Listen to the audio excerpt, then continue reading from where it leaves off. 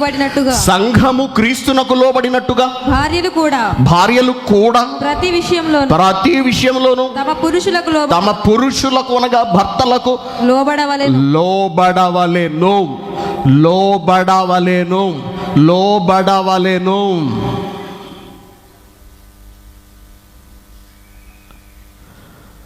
లోబడుతున్నావా?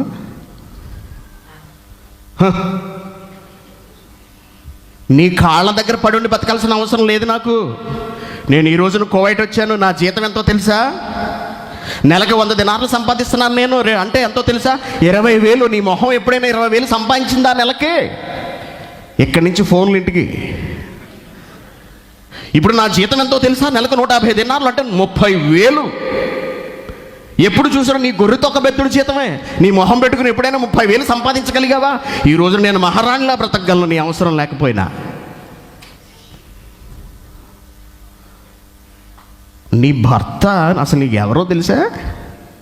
స్త్రీలారా, తల్లులారా, సహోదరిలారా, తల్లులారా, చెల్లెళ్ళారా, భర్త అంటే మీకు ఎవరో తెలుసా? అసలు ఏ స్థానంలో దేవుడు భర్తను మీకు ఉంచాడో తెలుసా? అసలు చూడండి ఏమంటున్నాడు. కొరింథీయులకు రాసిన మొదటి పత్రిక 11వ అధ్యాయము 3వ వచనం.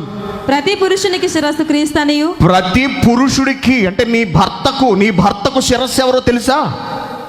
క్రీస్తు. స్త్రీకి శిరస్సు పురుషుడు. ఆడి గురించి మాకు చెప్పకండి. అమ్మ, నువ్వు ఎవరి గురించి మాట్లాడుతున్నావు? ఆడే ఎవరు? మా ఆయన. నీ భర్త గురించి నువ్వు మాట్లాడుతున్నావు. నీ నాలుక ఎలా ఉండాలో తెలుసా? నువ్వు ఎంత జాగ్రత్తగా మాట్లాడో తెలుసా? గౌరవం లేదా? చాలామంది భర్తల్ని పేరు పెట్టి పిలుస్తారు. అన్నయ్య, రవి వస్తున్నాడు ఇవాళ. రవి ఎవరు అమ్మా? రవి ఎవరు అంటే మా ఆయన. నీకు గౌరవం లేదా? భర్తను గౌరవించడం చేత కదా? అసలు నీ భర్త నీకు ఎవరో తెలుసా? నీకేమవుతాడో తెలుసా? చెప్తున్నాడు చూడండి చాలా జాగ్రత్తగా. ప్రతి పురుషునికి శిరస్సు క్రీస్తు. ప్రతి పురుషుడికి తల శిరస్సు ఎవరో తెలుసా అండి? యేసుక్రీస్తు. స్త్రీకి శిరస్సు పురుషుడనియు. స్త్రీకి శిరస్సు ఎవరో తెలుసా? నీ భర్త. క్రీస్తునకు శిరస్సు దేవుడని. క్రీస్తునకు శిరస్సు ఎవరో తెలుసా? దేవుడు, తండ్రి అయిన దేవుడు. మీరు తెలుసుకొనవాలి. పురుషునికి శిరస్సు యేసుక్రీస్తు అయితే యేసుక్రీస్తుకు శిరస్సు సాక్షాత్తు తండ్రి అయిన దేవుడు. స్త్రీకి శిరస్సు ఎవరు?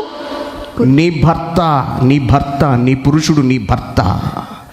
నీ భర్తను నువ్వు పేరు పెట్టి పిలిచి అవమానిస్తే ఎవరికి అవమానమో తెలుసా?